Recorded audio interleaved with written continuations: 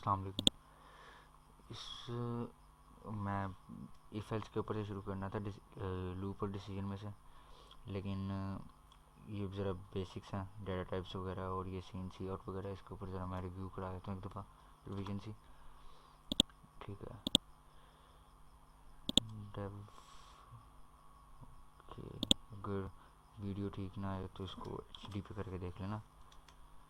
ठीक है, ये सी आउट का है कि सी आउट हमने कैसे अपने करवाना है। आउटपुट स्क्रीन पे कोटेशन में हम जो भी देंगे वो हमारा एज इट इज़ डिस्प्ले हो जाएगा। अगर हम इसको इसकी बजाय कह दें कि हमारा कोई वेरिएबल डिस्प्ले कर, तो ये हमारा वो वेरिएबल को आउटपुट स्क्रीन पे ले जाएगा। लिहाजा मैं इसको भी कोटेशन पे कर देता हूँ और इसको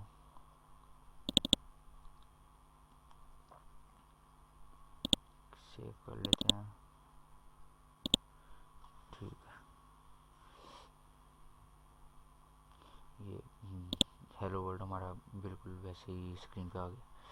ठीक है, इंटीजर पे जाते हैं। इंटीजर डाटा टाइप क्या है? सी आउट हो गया क्लियर। इंटीजर इंटीजर ऐसी डाटा टाइप है जो कि सिर्फ हमारी डेसिमल को होल्ड करेगी विदाउट एनी, मतलब कि पॉइंट्स वगैरह इसके अंदर आएंगे, डेसिमल। ठीक है, इसको मैं एक इंटीजर लेता हूँ, उसका नाम दे देता हूँ वेरिएबल 1 या वैल्यू 1। ठीक है, इसको मैं देता हूँ 10। C++ में तुम्हें पता ही है कि इसके इक्वल का मतलब कि असाइनमेंट होता है, यानी कि मैंने इसे 10 असाइन किया। और एक और मैं लेता हूँ वेरिएबल, उसका नाम है वैल्यू 2, इसको मैं देता हूँ 20। और इन दोनों को मैं सम करवा के एक मैं ले लेता हूँ दूसरा वेरिएबल के इसी में करता है। ठीक है, अब मैं इनको सी आउट करवाता हूँ कि वैल्यू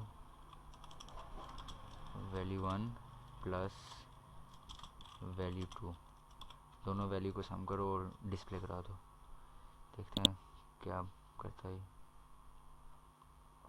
ये देखो 10 20 डिस्प्ले में जबकि तो वो प्लस सम होने के बाद 30 आ गए। ठीक है, ये अरिथमेटिक ऑपरेशन हुआ बेसिकली। ठीक है, ये भी जो हमने इसके अंदर एडिशन की है ये कहीं भी सेव नहीं है, ये सम कराने के बाद डायरेक्ट डिस्प्ले करा देता है। तो मैं एक दूसरा वेरिएबल लेता हूँ आंसर, उसको 0 पे सेट कर देता हूँ। ये सारा जो एडिशन का कोड है वो मैं इधर कर देता हूँ आंसर। ये अब दो वैल्यू को सम करवाएगा, सम होने के बाद जो वैल्यू आएगी वो आंसर में चली जाएगी और आंसर हमारा डिस्प्ले हो जाएगा। कंपाइल करते हैं। सो वैसे हमारा 30 आंसर आ गया।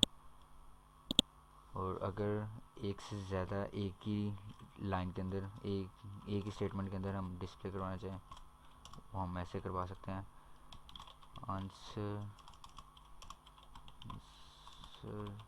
इज दिस, वो आगे इसके अंदर ये आंसर को साथ ऐड करेगा और ये डिस्प्ले करा देगा। आंसर जो भी हमारा वेरिएबल के अंदर स्टोर होगा वो ये डिस्प्ले करा देगा।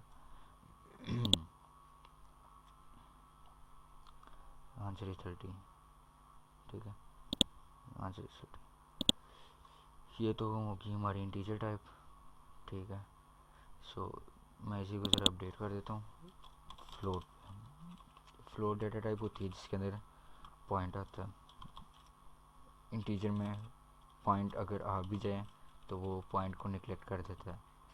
ठीक है, सो अब ये डाटा टाइप को मैंने चेंज किया, बाकी सब कुछ वैसा है, वैल्यू 1 वैल्यू 2 और आंसर। और इनके अंदर मैंने पॉइंट्स के साथ वैल्यू दे दी है। आफ्टर पॉइंट मैंने 50 दे दिया और आफ्टर पॉइंट ये दे दिया। ओके, कंपाइल करता हूँ। सो 31 आ गया। दोनों वैल्यू का सम जो कि आंसर में सेव था इसने वैसे डिस्प्ले करवा दिया। ये थी फ्लोट। एक होता है बूलियन एक्सप्रेशन, वो बूल, ये ऐसी डाटा टाइप है जो कि सिर्फ ट्रू या फॉल्स होल्ड करेगी, यानी कि 0 1 कह लो, ट्रू फॉल्स कह लो। बूल मैं कह देता हूँ वेरिएबल, ठीक है, इसको मैं कहता हूँ ट्रू, ठीक है।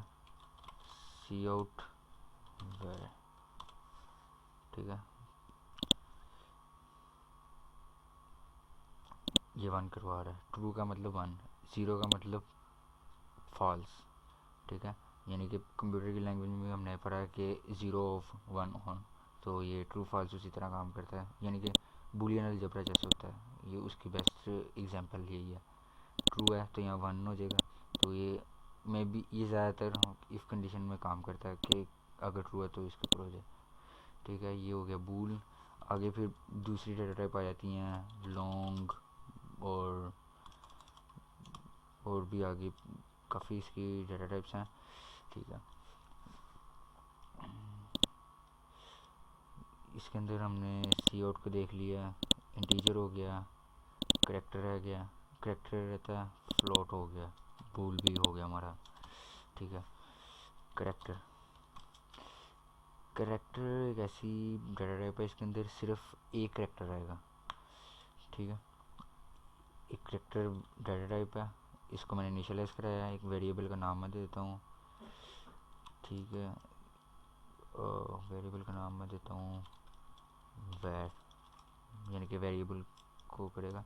इसके अंदर मैं एक करैक्टर देता हूँ, करैक्टर मीन्स सिर्फ एक करैक्टर आएगा, यानी कि ए बी, यानी कि सिर्फ एक करैक्टर होल्ड करेगा। सी आउट करवा देता हूँ इस करैक्टर वेरिएबल को। करैक्टर आपने जब भी देना है इसको सिंगल कोटेशन में देना है, अगर वो डबल कोटेशन में होगा तो वो स्ट्रिंग बनती है, यानी कि करैक्टर अरे कह सकते हैं उसे। ये देख लो हमारा ए डिस्प्ले हो गया। ये थी करैक्टर डाटा टाइप, इसमें हमने एक करैक्टर को एक करैक्टर वेरिएबल इनिशियलाइज करवाया, उसमें ए को असाइन करवा के हमने डिस्प्ले करवा दी, ठीक है। ये करैक्टर डाटा टाइप हो गई, ठीक है। अब रह गया सी इन, ठीक। सी इन शुरू करते हैं टीचर से। मैं इसे कहता हूँ 2πr² का फार्मूला लगाते हैं। पाई की वैल्यू कांस्टेंट होती है, फार्मूला है 3.14, और आर की वैल्यू हमने यूज़र से लेनी है, जो कि मैं इनिशियलाइज 0 पे करा देता हूँ, और आंसर, ठीक है। सी आउट करवाओ, enter the value of radius, okay, colon cin. ये जो भी यूज़र डाटा एंटर करेगा ये इनपुट गेट करेगा, गेट करके इस वेरिएबल में स्टोर कर देगा जो जिसमें हम करवाना चाहते हैं, जो कि है आर, ठीक है। ये मैसेज डिस्प्ले होगा, सी इन करेगा किसमें, आर में, ठीक हो गया। आर में स्टोर करने के बाद हम इसके ऊपर कोई रिथमेटिक ऑपरेशन करेंगे।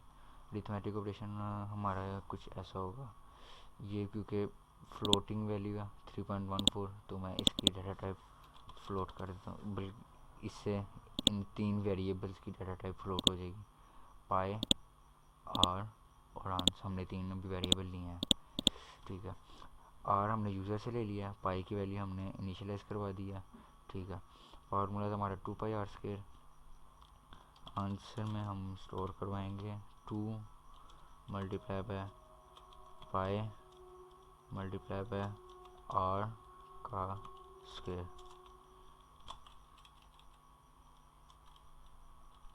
ठीक है।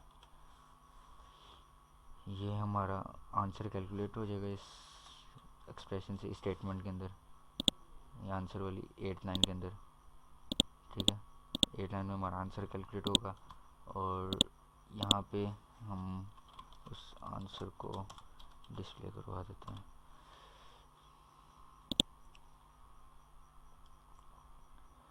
वो पूछ रहा है enter the value of radius, बिल्कुल एज इट इज उसने मैसेज डिस्प्ले किया, वो वैल्यू मांग रहा है, ब्लिंक कर रहा है। अब हम उसे कुछ वैल्यू देते हैं 10, वो कैलकुलेट करके ये उसका टोटल सरकमफ्रेंस बता देता है कि ये इसका सरकमफ्रेंस है। सो इसी तरह हम मुख्तलिफ किस्म के अरिथमेटिक ऑपरेशन कर सकते हैं।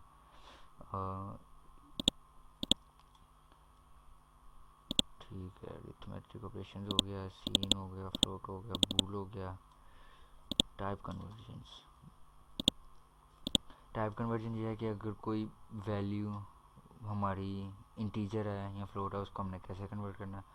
मैं भी ये पहले पढ़ा होगा, तो मुझे नहीं, मैं इसको ज़रा स्किप करता हूँ क्योंकि ये मैं रिव्यू करवा रहा हूँ एक तरह का। सो ये दूसरे चैप्टर का छोटा सा रिव्यू था। एक रह गया, इसके अंदर एक इंक्रीमेंट की टाइप होती है। लाइक इसी के अंदर मैं ऐड कर देता हूँ। वो आंसर हमारा आया था 628, ये ठीक है। अब मैं इसे कहता हूँ कि इसके अंदर इंक्रीमेंट कर। इंक्रीमेंट मैनुअल जो होता है वो ऐसे होगा, answer plus is equal to 1 या answer is equal to 1 plus 1, ठीक है। ये आंसर प्लस 1 यानी कि आंसर में एक प्लस करो और आंसर में सेव करा दो।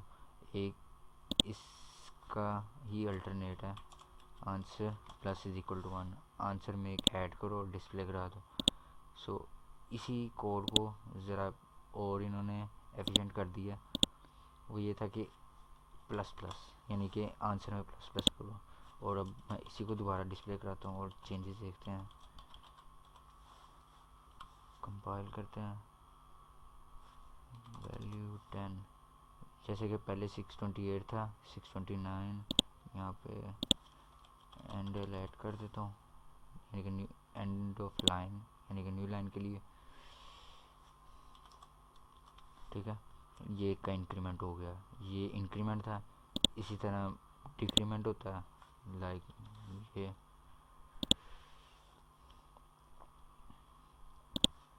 ठीक है, ये डिक्रीमेंट का भी हो गया। सो ये एक तरह का की रिवीजन ही थी। सो ठीक है, लेकिन इसके लिए प्रैक्टिस बहुत ज़रूरी है, ठीक है। तो फिर नेक्स्ट वीडियो में मैं ये कि लूप वगैरह करा दूँगा, लूप और डिसीजंस रिवीजन ही हो जाएगी। फिर बाद में फंक्शंस और ये सब दूसरी ऑब्जेक्ट ओरिएंटेड है वो होगी। ओके, अल्लाह हाफिज़।